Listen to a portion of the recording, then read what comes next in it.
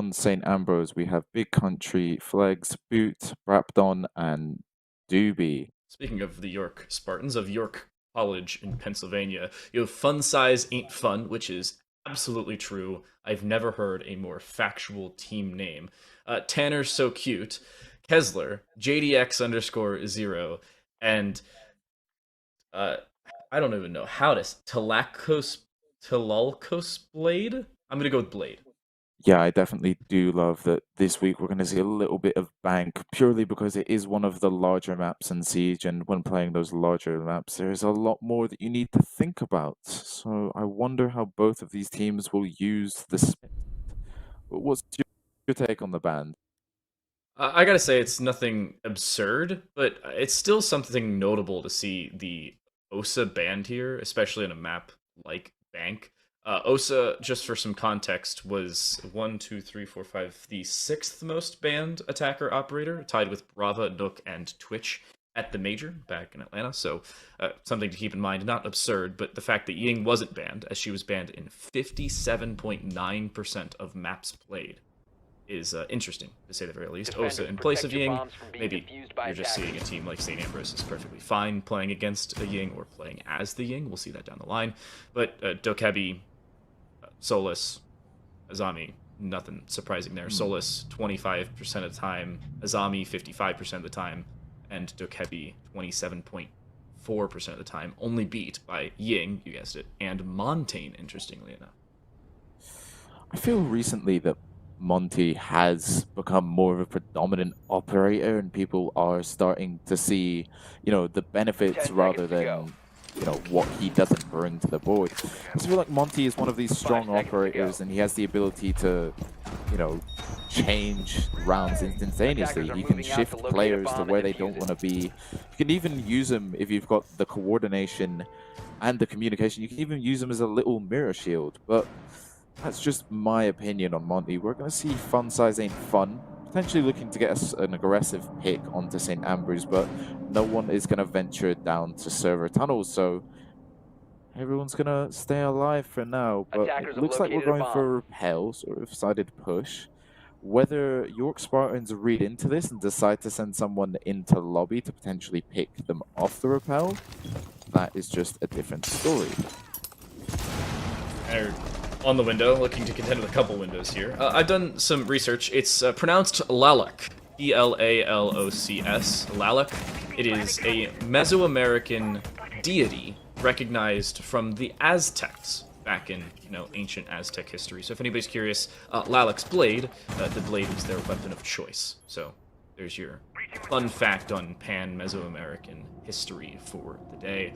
Heavy focus on the roam for St. Ambrose in the earlier stages of this. They're trying to set up crossfires towards the backside of Shelf. I don't hate this. The problem is you're not using a whole lot of utility to force them out of position. So Tanner is perfectly comfortable just sitting behind the bookshelf. Nobody's really forcing them out of position, and with all the reinforcements at the top of the square, it seems fairly comfortable. But York Spartans aren't really contending with the top square, except for Fun Size Ain't Fun. In the meantime, JDX will fall, the Legion, the first death of this series.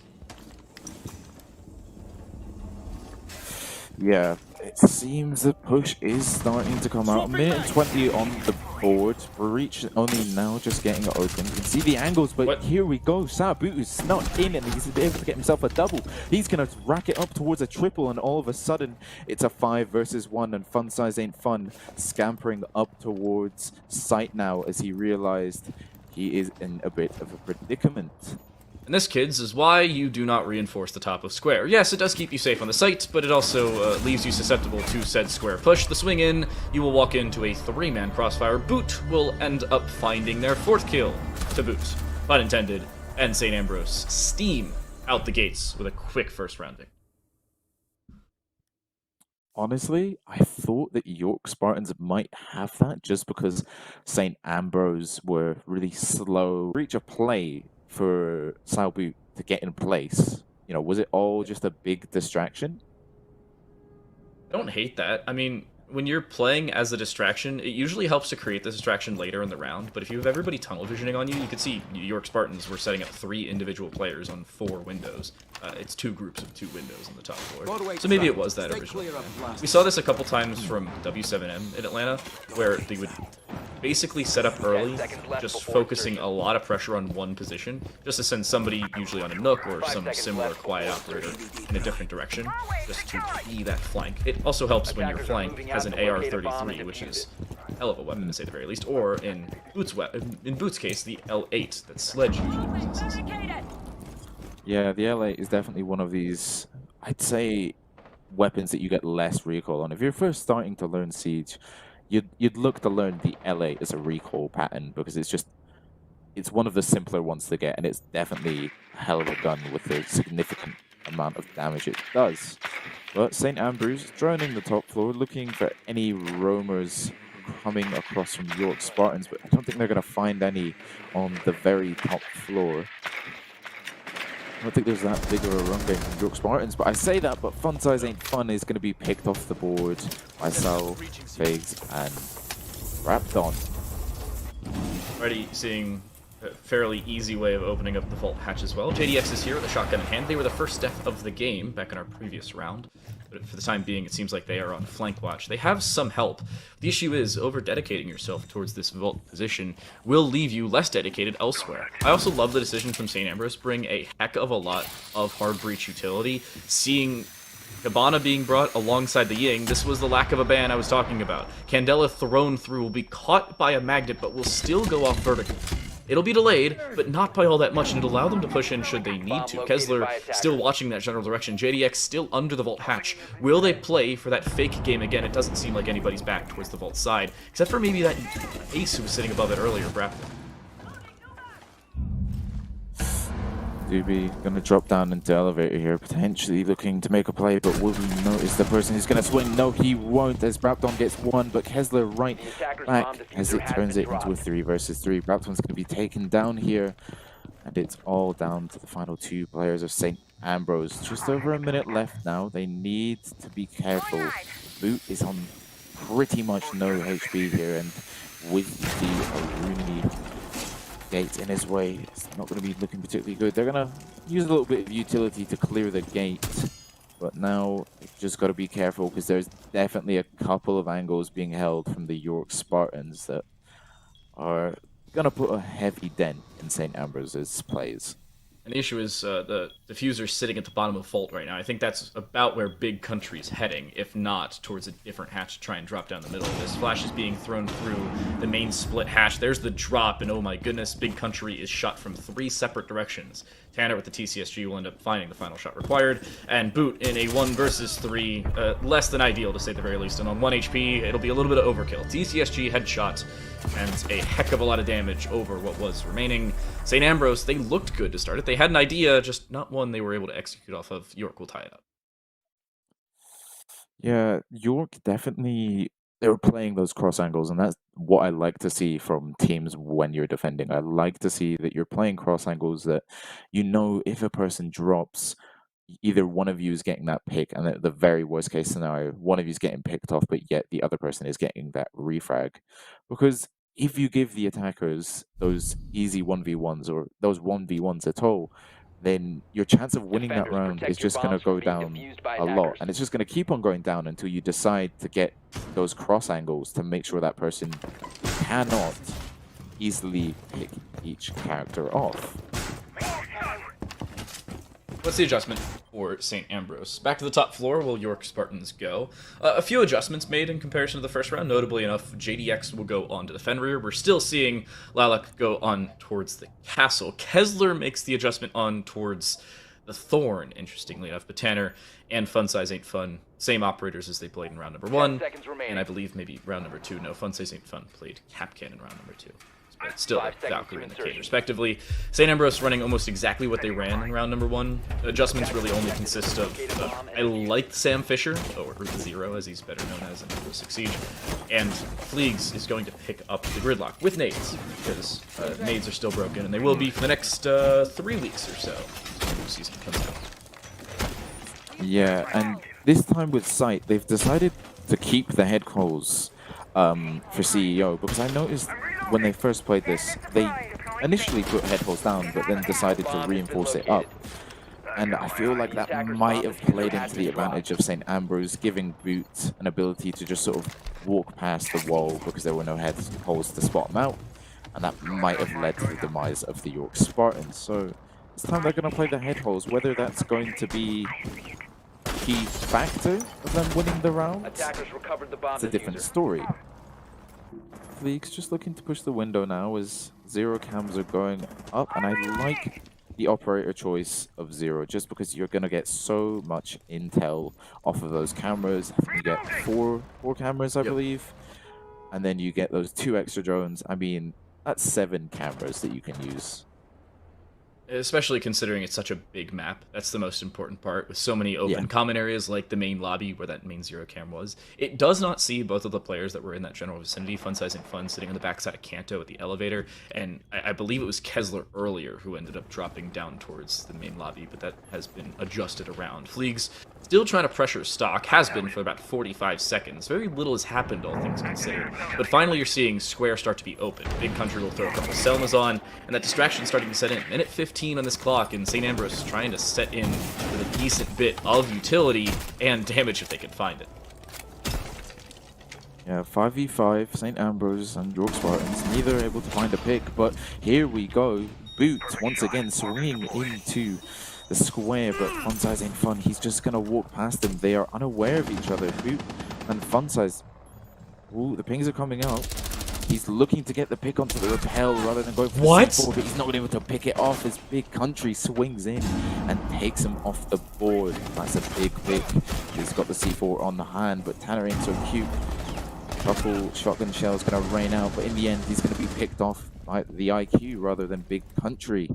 And it's all down to Alex Blade and Kessler. One found by Alex Blade, but Fleeg still holding this stock cross is going to make things much more than difficult. And do be a nice cross into Trump as well. Nice shot onto Alex Blade, and that should do it on the round. There's that earlier Argus camera set up. Kessler's position duly noted. Fleeg's just patiently waiting in stock. I don't even know if they clear this, but much less they still have to worry about the main window, with Booby just waiting there for somebody to swing. Kessler's more than situationally aware. They will clear this. They'll look for the shot, but they'll still lose the fight. The F90 just arguably a better weapon. Even though they're taking on the 50 caliber micro Uzi, it is yet another round for St. Ambrose on the top floor. Yeah, St. Ambrose, they seem to have the attack down picture perfect, honestly. You know, they're going for the repels. They like to take their time, though. And it's interesting because some teams, they like to take their time. They like to execute at the very last moment. Other teams, see them try and gain the majority of map control, and then they'll work their way from there. It's different playstyles from different teams, but St. Ambrose definitely looking towards the slower side of attacking, but it doesn't matter whether you're slow or you're fast. As long as you can get that execute down, that's what's really going to matter. York Spartans, they're struggling on the top floor, and it's getting me thinking, do you think that's because of the majority of angles? Like, you can just get so much more angles on the top floor than whether you look to the bottom floor. There's a lot more, you know, hard surfaces that you can't open up. There's a lot more walls that you can't edit or change. But if you look at the top floor, you're given a lot more free will to work with. I'm still sticking with the interesting call being going Teller's Archives. Usually teams will end up going the hierarchy of sites on bank, at least. You go bottom floor, then top floor, and then open area and kitchen. And if you're really desperate, you go Teller's Archives. Very rarely will you see a team go here without playing open area, and very rarely will you see them not play the top floor while doing so, at least not as heavily as we're seeing here.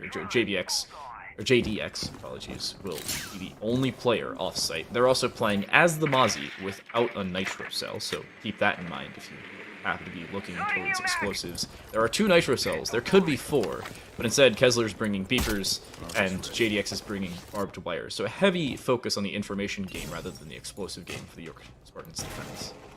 Yeah, and I wonder, it does get you thinking why they haven't brought the C4 out, but I guess we'll just have to see what they have in stock for us. JDX going to be roaming the top floor. Oh, he's been picked off. Yeah. Doobie on the rappel. Going to get JDX there, and we're in a 5v4.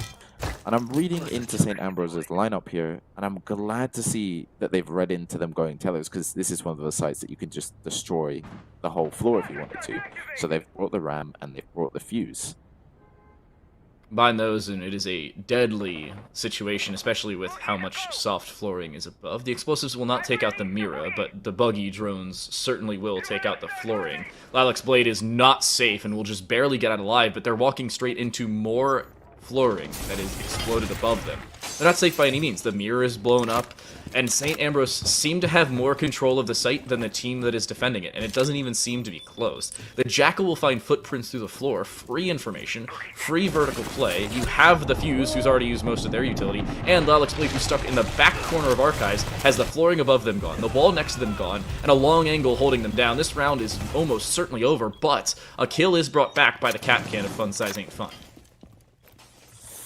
Yep, and is that kill going to be the decider? Maybe he might have just been able to bring this round back for his team by picking off Dalby, who's playing above, but they've got the verticality, and they've had to run and hide in these corners, and now they're going to get the Jackal footprint scans coming out, and that's just going to put them in even worse of a position. Tanner's so cute, just running and hiding for his life right now, but Kessler looking to play the door. He will hear a breach, or a little tin can opener go up on his wall, and whether he decides to move due to that is a different question. Fun Size Ain't Fun going to be droned out here, but Fleegs is going to get one onto Kessler, and then Brapton's going to get one to Tanner so cute, and Boot going to finish it off with Size Ain't Fun. Yeah, questionable round, I have to say, for York. It didn't seem like they had a definitive plan there. You're putting your Mozzie on the top floor, and I like the timeout call here. Obviously, you want to be able to hold the top floor there. You put one player as the Mozzie, who should be getting drones and or shooting them. Unfortunately, he was doing neither. And more importantly, you had no lobby control to negate the vertical presence that could have been there on the windows. You had no extra recuperation possibilities with the RAM and the Fuse. C4s should have been put down. More information could have been played, but the fact that you didn't have the Mozzie hitting any drones, and combine that with the fact you're not bringing a Valkyrie for only the second time in the map, probably not the greatest of rounds for York Spartans. Obviously a lot to improve on, and I like the time out call here. Probably the best time they could have called it in the first half. Yeah, and I like the fact that St. Ambrose been keeping on the intel side when they're attacking. They've got the high drone economy, and they're making sure that they're not losing a heavy amount of drones, because I feel like on these larger maps like Bank, like Villa when it was back in plays, or I'm just trying to think, Bank, Villa, what other large maps would drone economy come and I feel like Nighthaven Labs. Nighthaven, yes. Yeah. Yes, Nighthaven, especially considering how new it is. Yeah, I could not agree with you more there. Those maps are drone economy predominant. You need to make sure that you're not losing them, but you're not, whether you keep them on the board. If you keep them on the board, you want to have them in a position where they're going to do something. Whether that is as a flank cam, or maybe you've managed to hide it somewhere where the defenders aren't going to see it. Because you could, in theory, walk into a map with 10 drones. Now, whether you use those 10 drones to the fullest of their abilities is a different story. You could put them in useless positions, and then at the end of the day, you'd be better off having 2-3 drones rather than 10. But St. Ambrose have definitely been utilizing their drone economy, because you can see it right now. They've got 10 drones on the board, and previously they were bringing 4 zero cams, so a lot of intel to work with. I feel like that has definitely been helping them on their attacks. You see, they're good coordinating, they're joining each other in. The coordination is definitely there from St. Ambrose. So no, all I'm saying is these teams should play like my ranked stack, where we keep all 10 drones in our back pocket, we all move them back to spawn, and then everybody holds W straight to the site, and we lose the round. That's what they really should be doing. That's the 3000 IQ way to play Rainbow Six. For all of you who can't pick up the sarcasm on that one, it is massive sarcasm. Please do not do that, especially if you're on my ranked team. I'd get very upset. St. Ambrose, this time, however, are really not using their drones. You can see at the top left, there are 4 circles that are filled in, and 6 circles that are not filled in, right next to the little drone icon. The not filled in circles mean they have not been thrown out, so somebody ended up actually throwing their drone back to spawn. and picking it up just not to use it. Here's a drone that's being used on the top floor. Fun Size Ain't Fun again will be seen here. The question is whether they survive. Their position duly noted. 2 players walking up Spiral, and now 1 around Banana. I don't know if Fun Size Ain't Fun survives the next 15 seconds, because the position has been eliminated to CEO, and there's no safe space to sit around CEO, especially with a soft wall right next to him. If he's seen, if his position's droned out, if the Jackal right in front of him finds his footprints, he's very much a dead man. Candela thrown on the floor. Fun Size Ain't Fun is having a staring contest with the sun, and ends up losing it to the C7E. Great roam clear from St. Ambrose, however, it does take a little bit too long. Yeah, I mean, they're wasting a lot of time, and I feel like time wasting is good. Fun Size Ain't Fun, he's able to waste around a minute 30 to 2 minutes. Whether he gets a pick is a different story, though. Flag's going to be down, but not out. Are they going to be able to get the revive off? I think they should be able to, as he has just been down to a couple of those cheeky Capcan devices sitting up in kitchen. Double door. 5 versus 4, but they're going to have to go in with flags on a one-shot HP. Alex Blade holding an angle from Garage, so you can already see from York Spartans the crossfires are going to start to come out. 30 seconds, though, they're really limiting themselves. The 4th defender, or the 5th defender, or sometimes the 6th defender, depending on how many people are alive, is the time. But great usage of the Candelas, and a nice shot from Fleegs. The Fuser being put down, and there's nothing that can be done by the defensive side. They have no vision, they have no way to swing this, and with a C4 in hand, Tanner couldn't even get there in time to throw it. We will see a post-plant, we will see a great start to this round, and an even better finish for St. Ambrose. And there's no way back in for the York College Spartans. They don't have vision back into security, they don't have the information they need to work with, and Tanner's going to swing here. They will survive the first 3 or 4 seconds, but as soon as they swing again, Boot will shut them down. A second for them on the round, and JDX has a toxic babe in hand that is thrown out just to try and eliminate vision. The problem is, they're dropping straight into a reinforcement that is open on the left side, a door frame in front of them that is open just the same, and there's a hatch on site that would have ended up being the Achilles heel regardless of the first 2 situations not being there. St. Ambrose about as clean of a win with 30 seconds remaining as you like. That, I mean, we've talked about St. Ambrose and how they do like to wait until the last 30 seconds to push, but that really was a 20-second drop, and it was silent for most of the round. You saw they got an early pick. I say early. It was a mid-round pick onto Fun Size Ain't Fun, but then all of a sudden there was nothing apart from Flex getting down there, sorry, by the Capcan traps, but then all of a sudden, last 20-30 seconds of the round, St. Ambrose just burst onto site and they turned it into a post-plant scenario. I feel like when you as a defender are entering, or as a team actually, as a defending team, when you're entering a post-plant scenario, it shows that you've held your weight the round.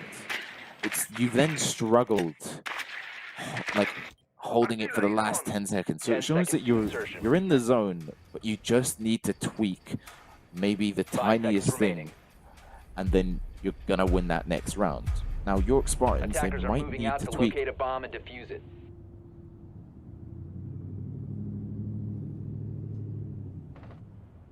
York Spartans, their defense has adjusted at least a little bit. In direct comparison to the previous round, they're subbing out the Capcan, which I think was a good pick, just didn't get baited in as well.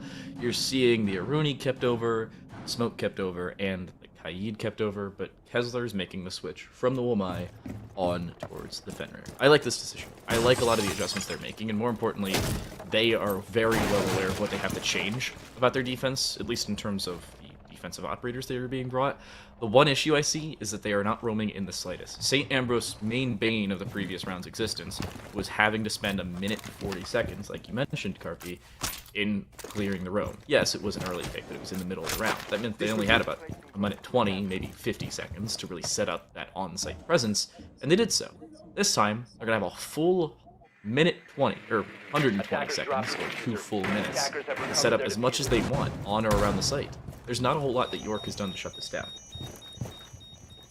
Yeah, no, York Spartans, I feel like you said, they could read into potentially getting out a roam game. If had one person, I mean, maybe if they bump that off to 2 and they leave those 2 players to play off each other, then St. Ambrose would struggle a little more, just because, like you said, they're wasting a lot of time doing droning, trying to find that player if he's even there. If he's not there, they're then left with around a minute and 20 to plan their execute, drone even further, get the breach open, get hatches open, get more angles into sight.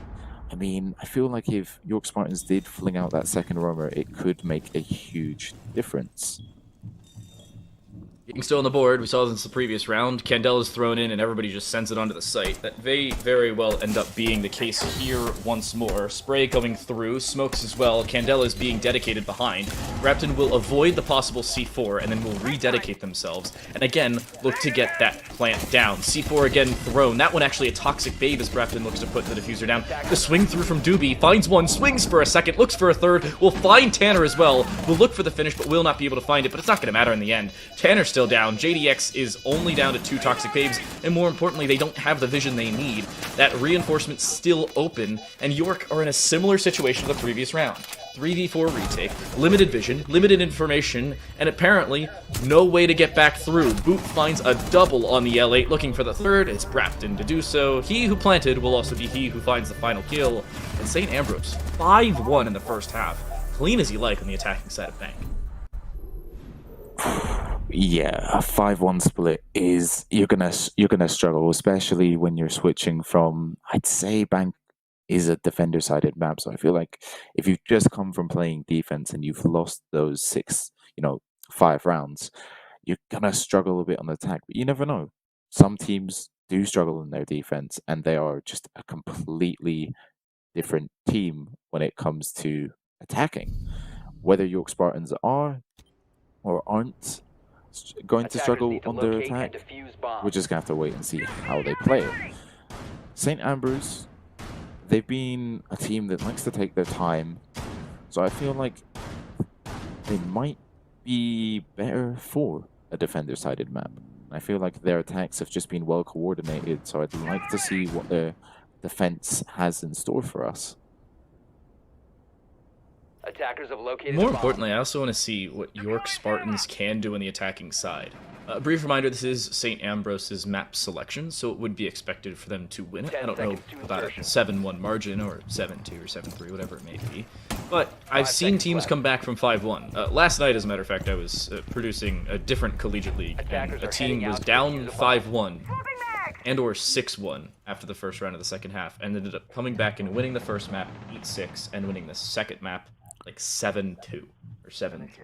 So to say the very least, it was not all that close afterwards. However, something has to change, and more importantly, it was the teams that were playing on the defensive side that were heavily favored, not the teams that were on the attack like we've seen thus far in this game. Something has to be brought through that St. Ambrose is not expecting, considering this is their map pick. This is their defensive side of their own map pick. They're expected to close this one out quickly. Just a matter of how York can set in early.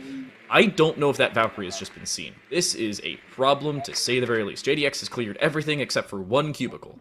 And Doobie is the most patient Valkyrie on the face of the earth. Oh, I don't think they have, and I feel like that might be a factor. When you're droning, you've got to be, you can't drone everything really fast, really quickly. If you do that, I'd almost say, what's the point in droning? But Brapton is going to be able to find one onto Keslar, and all of a sudden we're in a 5 versus 4, but then Alex is not so thick, but Doobie is going to find the man below. He won't be droned out properly here. JDX going to hop in. Oh, yes. Oh, yes, Doobie. He's going to swing him. JDX was just on the middle of his reload there as he got picked off by Doobie there. But Tanner's so cute. And Talok's Blade, it's all down to them. A 4 versus 2 scenario. It's not great as Talok's Blade gets picked off by Flex there, and all of a sudden, it's down to the Thermite. Tanner's so cute. No way. He's getting picked off instantaneously by Doobie down below, and I feel if they spotted Doobie, do you think that round might have been a York Spartans kind of round? Because I feel like it would have been more likely. Droning. I mean, the problem is you have your Buck who thinks he's more than safe sitting in Tellers, or Archives in that case. Then the re-swing through from the Finca didn't see the Valkyrie quickly move back over. I honestly thought the Valkyrie was going to go back up square stairs, not over to staff and kitchen. So in all fairness, I had X-ray vision, didn't even expect it. But the Finka just jumps in while reloading. Please never do that, by the way. PSA to everybody. You need to be able to have your gun up while you're walking through doorways or vaulting through windows, and that just didn't happen for York College. And more importantly, they just didn't have the information game that we saw from St. Ambrose's attack. Throwback to St. Ambrose's attack, they were playing the IQ just about every round it was required. They were picking up just about every single bit of information they needed, and yet you missed her on the Valkyrie.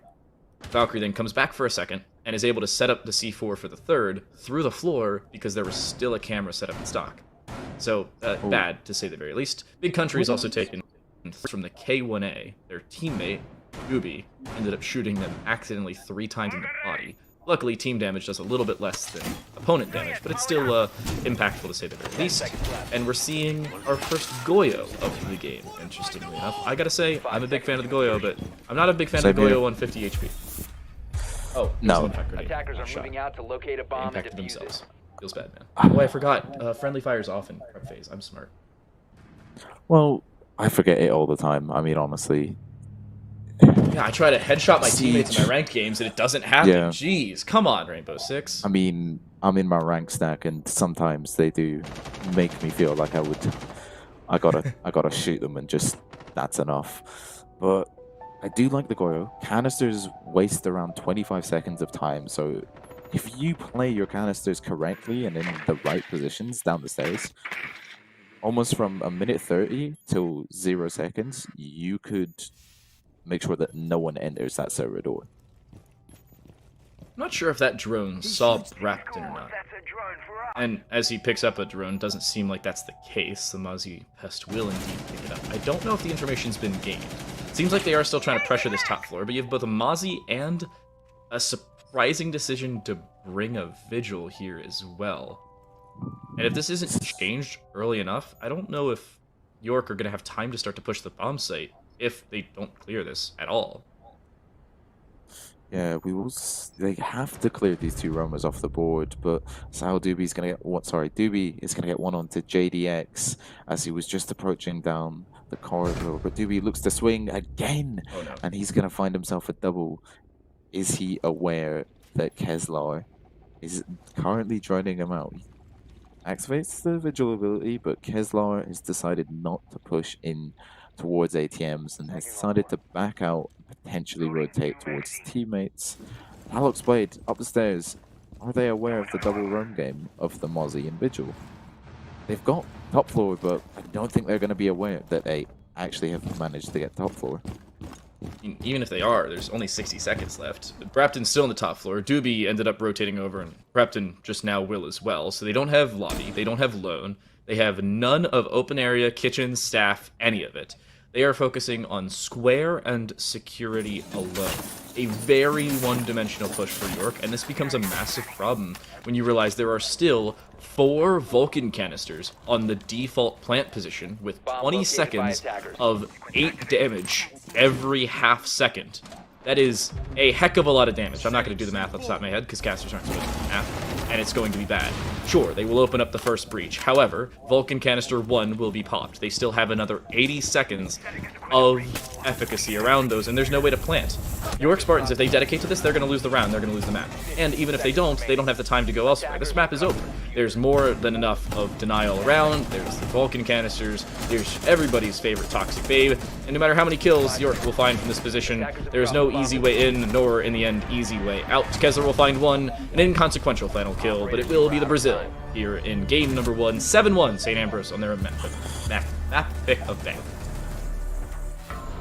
Yeah, 7-1 scoreline this map, and it has just been brought to my attention from our observer that Jackal was brought every round from St. Ambrose. So getting rid of the Jackal this time, once again, it's a targeted ban, you know, because I feel like when you look to ban operators, you ban them either because of the map you're on, or because you've done research into the team and you're going to target ban them.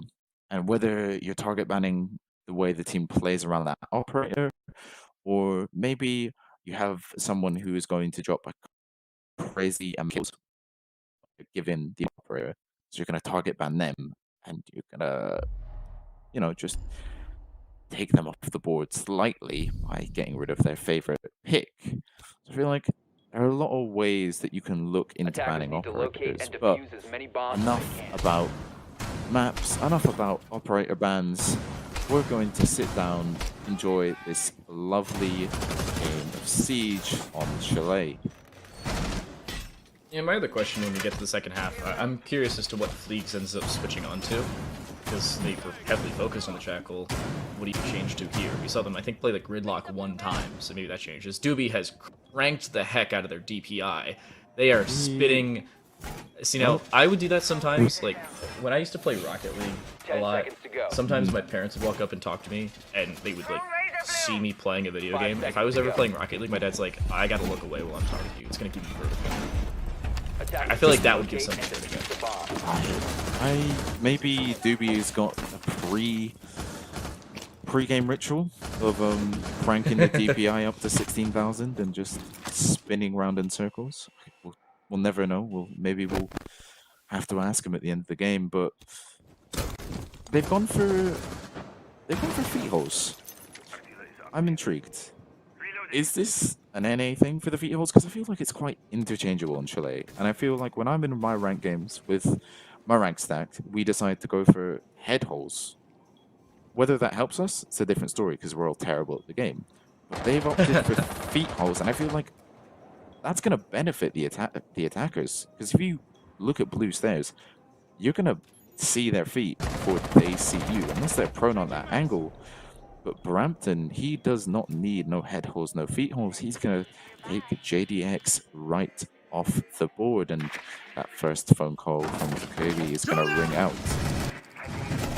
E1D popped. Maybe some level of aggression being brought here early by York. You still have Kessler on the bottom floor with both of their... Oh, actually, only one of their logic bombs available. The issue for York is that they aren't dedicating multiple sides at the same time. Doobie switches to the SMG-12 and will find the line on the bottom floor. Wants to re-swing here. They're taking on Dokebi at a distance, who has the Mark 14 in hand. Similar conversation for Fleegs with the T5. They win a fight against the AK-12, arguably the best individual weapon in the game. That is not a DMR, because those are broken. And it's still looking better. Kessler will end up using Logic Bomb. Dust down Doobie. We'll find a second onto Brapton. Why did they hop off their gun? Free information, a free kill, and Tanner's been recovered. Hello, comeback in round number 1. York Spartans, I mean, they've switched it up, definitely. I mean, if we were playing Bank at this point, you'd potentially be looking at the 1 versus 4, the 1 versus 5, but they've kept it even Stevens. It's a 3 versus 3.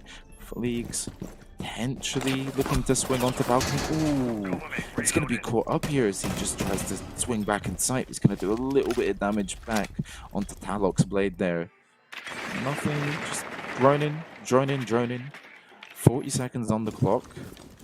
They're now going to have to look to whether they want to execute through this breach or if they're going to want to change it around all of a sudden and potentially get someone on jumping through that piano window there. Oh my goodness. Boot with a nasty angle saw the body of Tanner because they were leaned the wrong way, and Kessler's left in a 1 versus 3. This round may very well be over. You have 2 impact EMPs and both of the drones out of pocket. No extra information going to be gained with no logic bombs available. They'll try to swing for 1. They'll only take damage from the T5 though, and with 7 seconds remaining, you need to find 3 kills in 3 very different positions, and you're being swung by the SMG-11 on 40 HP. That round, a definitive one for St. Ambrose. Almost thrown away, with the Dokebi finding 2 kills on the bottom floor, but not enough. And St. Ambrose will indeed win their top floor defensive bomb site, usually a site everybody tries to distance themselves from as much as possible. Seems like St. Ambrose more than happy to take it and win it. I don't know. I feel like nowadays top floor is going to be your primary.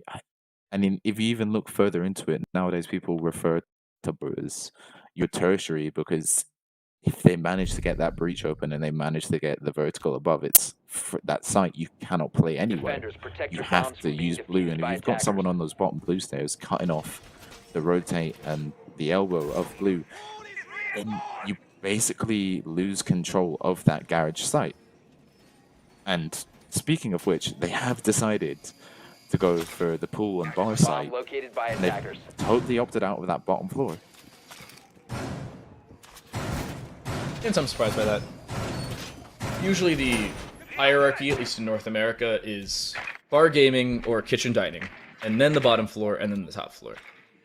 Occasionally you'll see teams just completely avoid the bottom floor because they don't like it, or completely avoid the top floor because they don't like it. Those last two are really interchangeable depending on the squad, but usually the favorites are playing vertical pressure because of how open Chalet can be with floorboards and playing bar gaming or kitchen dining. Not the case, at least, it seems, for St. Ambrose. They'll win Master Office, they'll go to bar games, and they'll happily play here. Doobie lines up a spawn peek over towards the logs, but will not find anything. I don't even think anybody spawned on that side of the map, much less ran in that general direction, so this will find very little, if anything at all. And there is not a soul there. And actually, going towards the ladder. Not a soul in Fleegs. Gonna be downed, but not out. Gunshots ringing out, potentially trying to find the kill here, but Fleegs, I think he's going to manage to get himself into a safe position, and JDX is actually going to be taken off the board instead of Fleegs there. I feel like he got a little tunnel vision onto the kill there. Do they clear out Suicide? That's the question. Dewey's position should be duly noted, considering the logic bomb's going off. They don't have a frost mat to keep them safe for the jump in on either side. They do have a heck of a lot of ADSs, and they're re-swinging over here. They want to get aggressive, however, they will not see a dang thing. But no, Alex Blade will team kill through the dead opponent, and they'll end up taking out their own Ram. No vertical pressure anymore in terms of explosives. They don't have nades. The extent of the explosives, ironically enough, are claymores. That's available for this defense, or for the attacking side. That is, it's not great, to say the very least. Unfortunate, TK. Yeah, that is really going to benefit, St. Ambrose, as the verticality is wiped off the board, and especially you look at how the site is built, a lot of the floor is destructive. So it's going to save St. Ambrose a lot of worrying about those floorboards. You will hear the second phone call rings out, but Rampton gonna use the brain cells and walk into the mute jammer, but Fun Size ain't fun, gonna pick one off, but almost immediately he's gonna get picked off by Boot. And all of a sudden it's a 3 versus 2 with just a minute left. York Spartans, they do have the capabilities to win this. They just need to narrow these gunfights down, and speaking of which, Alex Blade is gonna hit a nasty shot onto the dome of Boot.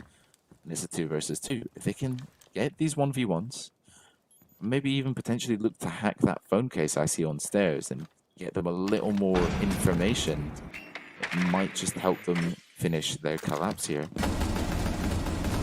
Well, they have all the info. Esler ends up spraying towards stock but doesn't find anything. We'll take out the goo mine just to make sure. A second one as well, but here comes the push. Drone just to set in. Some dead player will hop on it for information gathering. But do they clear the backside of bar? They don't know. Somebody's waiting behind the bomb chassis. That'll end up being their downfall. Nice swing coming through from Grafton. Nice kill to close, and Big Country ended up finding it down with the SMG-11 over towards that gaming doorway. St. Ambrose back to back, and clean as you like. They will heed your advice and completely avoid the bottom floor. Kitchen dining is the tertiary bomb site for the Bees. Yeah, St. Ambrose, they are continuing with their consistency that they had on Bank, and they've led it all the way over to the map of Chalet.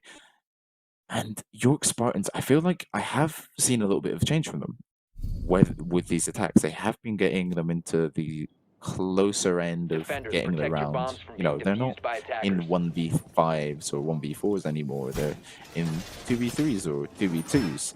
So I feel like they've edited something that is helping them, but they just need to tweak a little more, and then they're going to be definitely getting the key rounds that you need for the Switch. My other question for St. Ambrose is, how do you play verticality this time around compared to what you did in the previous round? What we saw last round was really a small pressure of vertical, and all you did was have a person playing Suicide, that was Big Country, who ended up getting aggressive and dying, which was completely understandable, not out of the ordinary. Or sorry, it was Doobie, not Big Country, but it was the Jaeger of Doobie. And then the follow-up was just one player sitting on fireplace stairs, and they ended up backing away about 20-30 seconds later. You also had a little bit of library pressure, but we won't bring that up right now. Here, you're seeing a little bit more. You're seeing more ADSs, a couple on the bottom floor, and more importantly, more players there. If more time is eliminated on this vertical take, York Spartans are going to run into the exact same problem we saw in the last round of the previous game. They will not have enough time to take the site, and instead of the Goyo being the impactful part, it'll end up being the Echo this time around. Also, first time we're seeing the Echo in this series. I do like a little plant denial. I won't lie to you, I do like my plant denial, whether that comes in the form of an Echo or the form of Goyo canisters with the fire blazing. I'm trying to think, who's the other big plant denial? I mean, you could get smoke. You could also argue that a C4 with the right information will become a deadly device. Not that it isn't already a deadly device. We're going to see Brampton utilizing his 1.5 as he looks through the head holes. And I like the way that St. Ambrose have set off this site. I don't usually see head holes like this. I usually just see, you know, the small crouch rotate. Yeah. But they've decided to opt out of the rotate, go for the head holes, and hold it all the way back from Solarium with that 1.5. And I feel like that is going to benefit them a lot.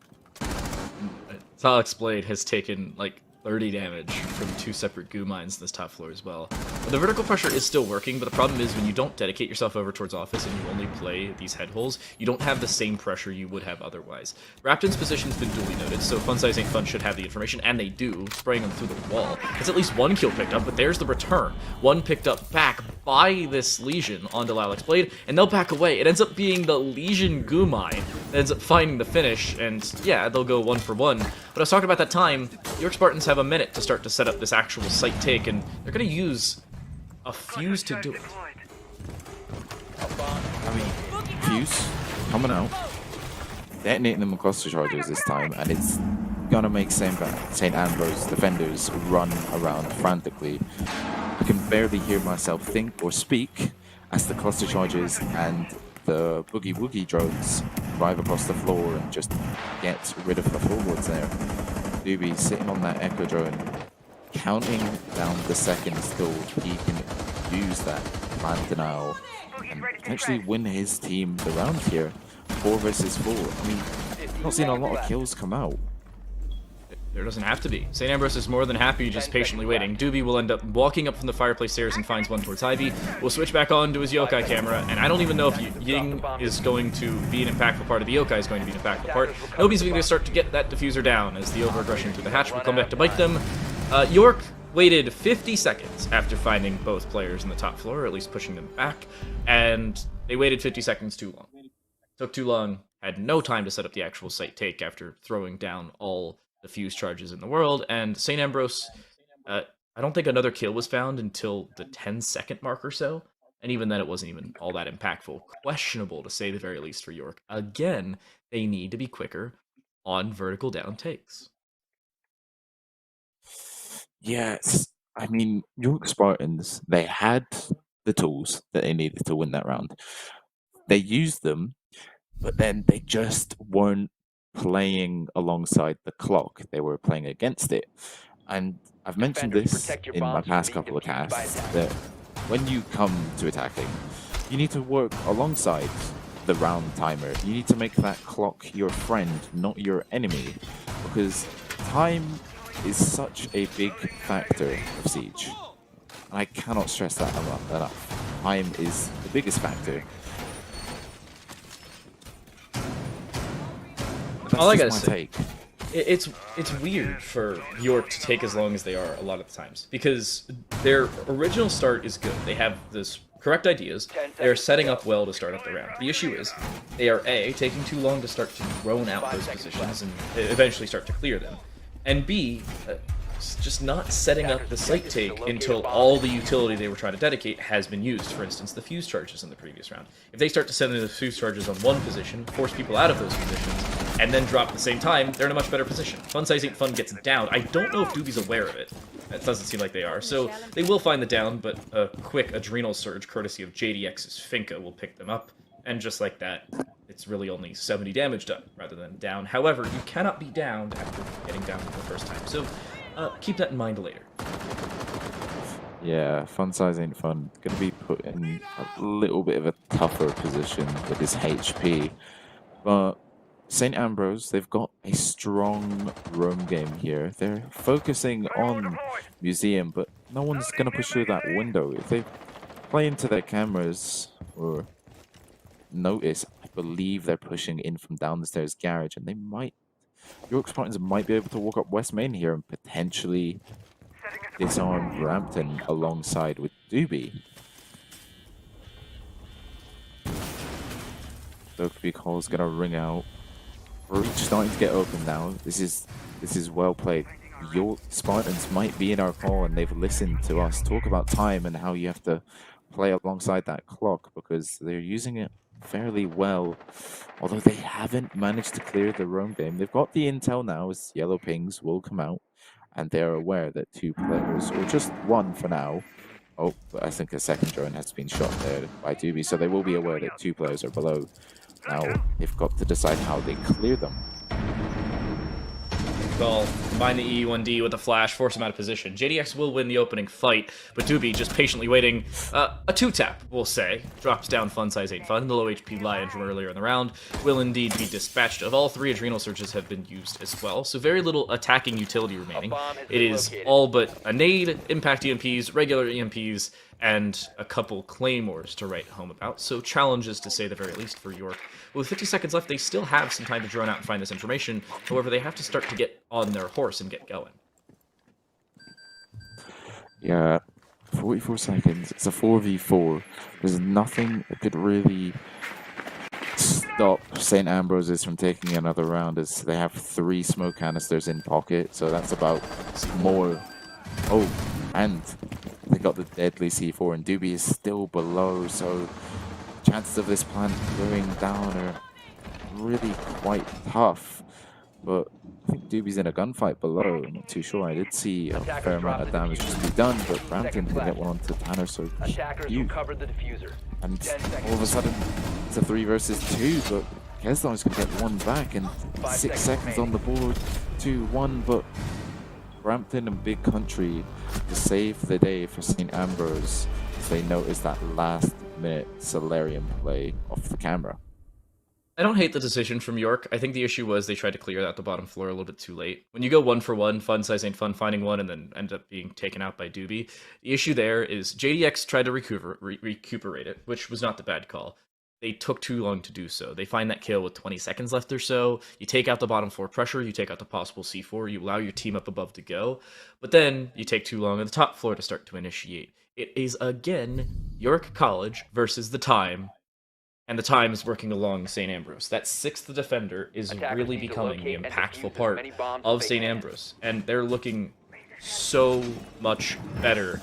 And it doesn't seem like York has changed all that much about their attack. We're headed back to Bar Games. We are bringing the Ram and the Fuse once more.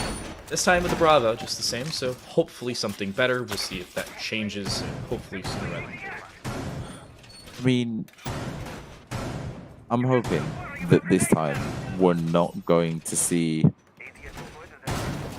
Tanner So Cute, who's on the Ram, being picked off instantaneously. 10 seconds remaining. Or, sorry, team killed.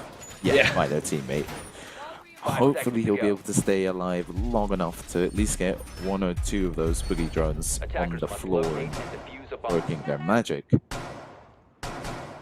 Now, St. Ambrose, they really are just not letting up on the gas pedal right now. They are just purely accelerating.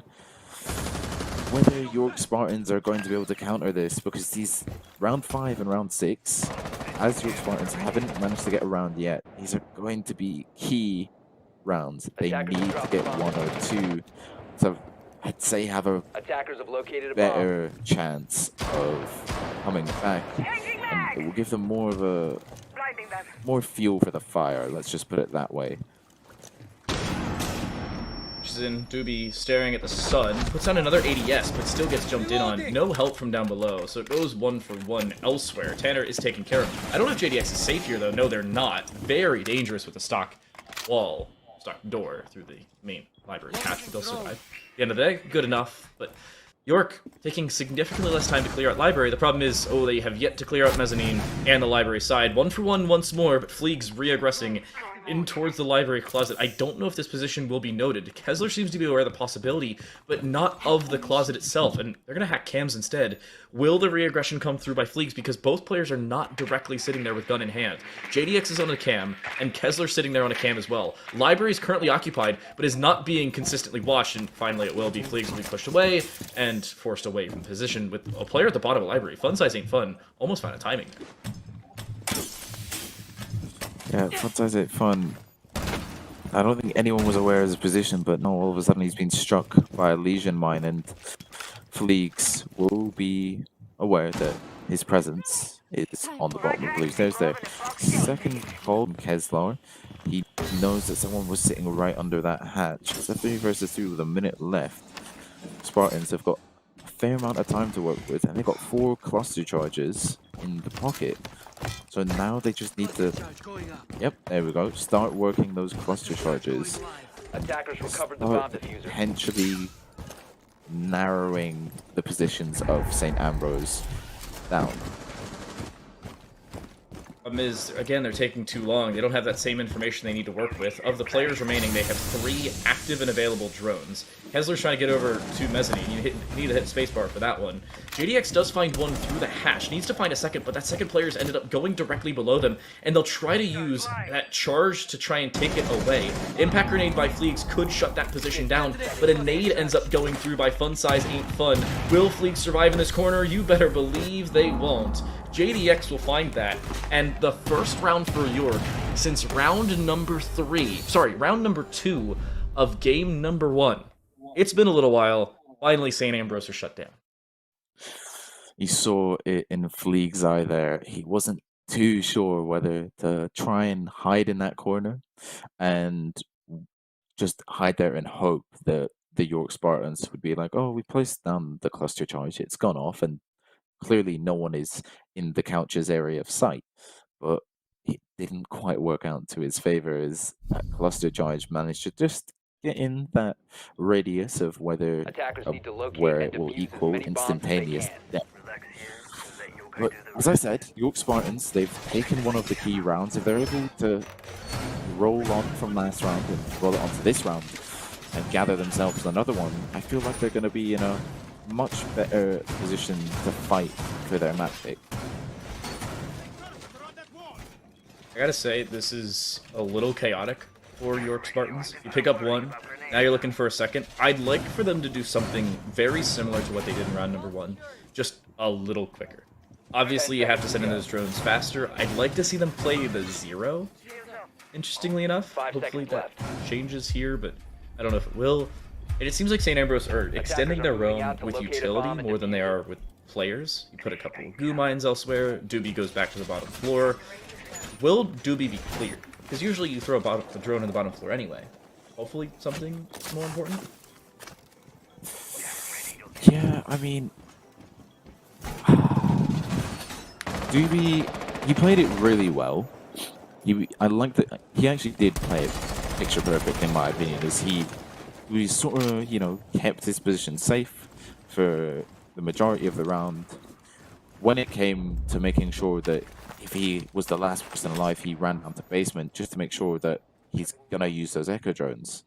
But Doobie, he's rotated down to the basement a lot earlier than he did last time, and he might have to face the man, the myth, the legend, Blitz, also known as Fun Size Ain't Fun. And I tell you what, when you hear the clanking of a Blitz shields, in my opinion, it's the scariest thing you can think of in the world of Rainbow Six Siege. Fun Size Ain't Fun is going to ping out Doobie, and he's going to notice there, one impact comes out, does no damage to second impact, but all of a sudden, Fun Size Ain't Fun, he's been down by Doobie. I don't know how. I think he might have just managed to shoot the legs in time. But JDX is up the stairs looking to get a kill, but he will receive a bullet in the form of Brampton. And all of a sudden, it's not looking great for the York Spartans. The other problem is you're seeing difficulties for St. Ambrose in terms of finding that information, but York Spartans, their info game looked good, just to not win a couple of those gunfights. Fleegs, what a readjustment. was looking down at which goo mine was popped and ended up finding Metallix Blade anyway. And Tanner and Kessler left in 2 versus 5. Not the end of the world by any means. You still have the ram on the board. Buggy drones from up above still going to rain down floorboards. It's not going to matter. They don't have the info they need. They're sitting with 3 drones and I think 1, maybe, logic bomb left remaining. And 40 seconds remaining here, Carpi. This is not looking good to say the very least for you. No, it doesn't look like they've managed to carry out their execute they had last round onto this round. It's just down to Kessler and Tanner. So cute. Kessler is going to be taking damage. Fleegs is going to pick up Tanner. And it's all down to Kessler. He's going to take a hefty amount of damage from down below. He's unaware of where these players are shooting him from. 15 seconds to go. They are just hiding amongst the floorboards right now. And he's going to have to sprint down. But at the end of the day, Brampton's not even going to let him touch the top stair as he manages to finish him off there. And that's St. Ambrose once again taking a 5-1 split.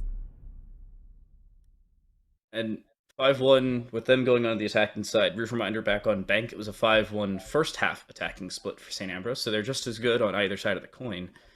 And they've made very few mistakes, all things considered. The only one ended up costing them around here, and arguably it ended up giving York Spartans around back on Bank. But York has been good at taking advantage of St. Ambrose's mistakes. Just St. Ambrose hasn't made all that many mistakes, to be completely honest. If we see something change for York, if their defense just comes out like a bat out of the nether regions, maybe something goes better for them. But they're playing the top floor. They're bringing a bandit, interestingly enough, instead of Cade. And they're combining that with a Frost. Surprising it took us to the second half to see a Frost with her new Reaper. Yeah, I mean, I talked about this last week. What is your opinion on the Frost rework? I don't like it. You don't like it? Not a fan? I'll explain.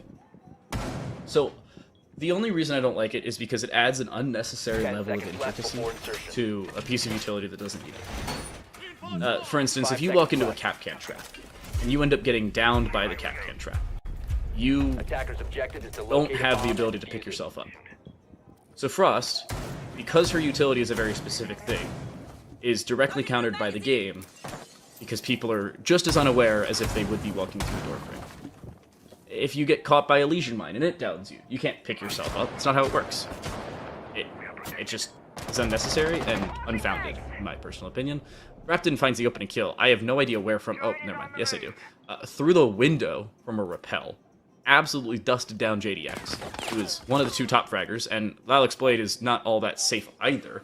And oh my goodness, there's the Frost rework. Oh my goodness, Fleegs jumps in, picks himself up via new utility, and just like that, Fleegs is back on his feet. Granted, would have been back on his feet anyway, and should have been by his teammate, because he can now no longer sprint for the next 60 seconds, but that's fine. And now he's spinning in the corner of library. Fleegs, For maybe. what reason? I don't know. I think he seems to be taking a book out of Doobie's page, or Doobie's journal, as we saw him spinning around at the start of this map. He's going to start to use those gridlock tracks, but he's just on a minimal amount of HP, and not only can he not sprint, he will be leaving a trail of blood for those defenders to sniff out and follow. St. Ambrose, they are a player up, but then you have Leagues on minimal HP, but all of a sudden, Doobie, he's going to be on the Canine Pixel, and he's going to pick off Talok's Blade there, and he knows that someone is sitting by half wall. He just needs to get his team to shift Tanner so cute into his sideline, but Tanner's going to rotate, but Bonsai's in front on the flank here. He's going to move down 1. Is he going to confirm the kill? Not as of yet, but Kessler, my friend, you will get a double.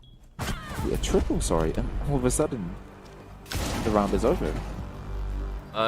Chaos, to say the very least. 2 players walk through piano. Kessler finds both. A reswing onto the canine door, finds Doobie, who was sitting there as Yash. C4 ended up finishing off the previous down they had earlier, and Tanner just turns around and finds the freest kill ever. Interesting, to say the very least, for St. Ambrose. Seems like a little bit of discombobulation, maybe a lack of communication. The push through piano and the push through the canine door should have happened at the exact same time. They didn't have information towards the back side of Master. Questionable, to say the very least, but hey, it's 1 round. They're still up 5-2. Not the end of the world by any means. Yeah, I mean, if we, they've managed to get further than last map with the 7-1 scoreline.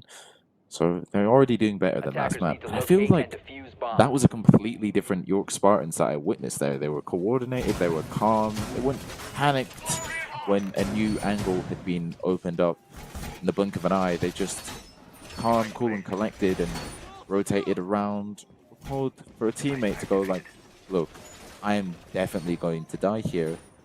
Can you get my refrag if possible? And York Spartans said, sure, we got you covered. So I feel like we've witnessed a different team there, to be honest with you. You can stop worrying about grenades now. 10 seconds to Hey, insertion. maybe it's something changed. Maybe it's a two-player step up out of left field. Kessler really just stepping up in his own right. Found a triple kill, Attackers to say the very objective least, to and locate Tanner a bomb actually got on and the board with one of his own. Who found that last kill? Wasn't Alex Blade? Oh, it was Fun Size Ain't Fun, who found another down somehow.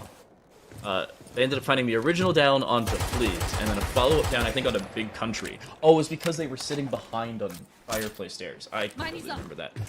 Anyway, York Spartans win the round, and a step up from them, to say the very least. They'll head down to the bottom floor, interestingly enough, and we're seeing Tanner try to set up at least an attempted bandit trick. I don't know if this is going to work. You have the Callie on the board, you have Thatcher on the board. They'll be very lucky if this ends up working in the end. Tanner ends up being forced off the angle and is putting down the bandit battery on the wrong side. They should be very much dead here. Stunned and concussed, and now in an early grave. Yeah, I respect the play. I respect the bandit trick, but they Attackers have managed to located place it bomb. on that left wall, and I'm surprised Tanner didn't actually lose his life to the exothermic charge there, because he was really close, and usually when you attempt to bandit trick the exothermic charge and it goes off in your face, you'll see it pop up on the kill feed that you died to the exothermic charge, but he took about 5-10 damage, if that. But in the end, he was stunned and concussed, and probably were the main factors that led to his demise. But York Spartans, a player down, and I'm intrigued. I've not seen this setup. They're holding it above in the museum corridor / dining corridor. I've not quite seen this one before. And they're playing with hatches open. I've seen crazier things, we'll say. Not by a whole lot. I've also seen this vertical play. The problem is it doesn't seem like St. Ambrose is all that aware of it.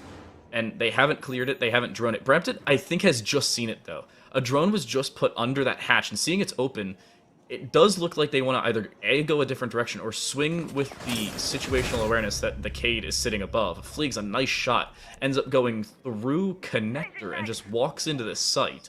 And just like that, you have all the pressure you need, except for that vertical pressure.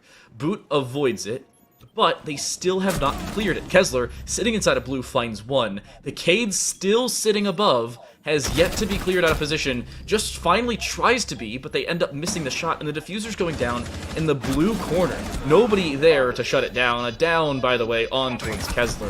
And that may very well end up being the round in and of itself, done and dusted. Fun Size Ain't Fun in a 1 versus 3 is going for a flank from the garage side, but the TCSG, even while suppressed, is not a quiet gun, and he drops into a Claymore. As Chancellor Palpatine once said, ironic. And St. Ambrose will go on the map and match point. Well, there you have it. St. Ambrose, they let York Spartans gather at least 2 rounds, but York Spartans, they're on the edge of the cliff. They lose one more round and it's game over. They're off. If they manage to win 4 rounds consecutively, they won't get the win. They'll manage to put themselves in the fight once again. They'll get to overtime. And then you've got to win another 2 rounds. So in total, York Spartans may have to win from 4 to 6 rounds if they want to take us to the Defenders, deciding protect your map in the bombs form from of being defused by Clubhouse. attackers. Now, whether St. Ambrose will stop them in this round and said, okay, enough is Located a enough. bomb. Let's get this over with. Let's finish this game off. We've made too many mistakes, and we have paid for those mistakes in the form of York Spartans gathering a round or 2. We cannot afford to let our team make any more mistakes. Some teams, if you look at it in a way of a viewer, if you're watching this match, you'll be like, wow, 6-2 scoreline. St. Ambrose must be really proud of themselves. You never know. They might actually be kicking themselves for letting York Spartans gather these 2 rounds because of their mistakes. It just depends on how the team's mentality is, whether they're a firm, strict team or more of a loose team where they just sort of work around and they go, okay, next round, let's focus up.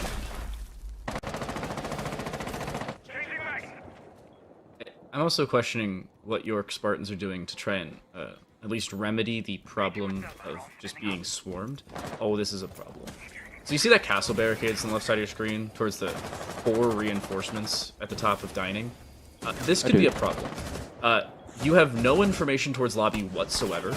If you don't play lobby right here, you are A, going to easily fall from vertical angles, unless you have JDX above, which they currently do. If he gets forced off the angle, which is most likely going to happen in about 3 seconds, make it 1 second, Rapton finds that kill. The entire top floor, barring Solarium, is open for the taking. And there's no simple way out for the Spartans here. They don't have the information they need towards lobby. Dining could be quickly taken with the removal of a single castle barricade. And to make matters worse, they don't have the angles they need to try and take out the rest of this. Tanner forced out of position. I don't know if they're safe here. They do have a C4. Possible explosive through the floor could end up working, but it comes down to the angles, and it doesn't seem like York has them. Oh, I really want Tanner to just toss that C4 up and get a kill, but Doobie is gonna shut down not only my hopes, but Tanner's hopes as well. As he gathers himself a kill, he's gonna attempt to cook a frag here into the rotate, but no one's sitting close enough. Keslar just misses the head, but Boot is gonna get one onto fun size ain't fun, and all of a sudden it's not looking great for York Spartans. Alex Blade taking a hefty amount of damage, and that's it. The round, that is the game, the series. It's over. Yeah, I think a fairly definitive one if you're looking at this from the St. Ambrose point of view. It was more than enough problems for York. That's an obvious point. But the problem, to say the very least, was having St. Ambrose not shut down on their roam clearance early in the round, not seeing York College shut down long angles in terms of real estate, and more importantly, St. Ambrose just looked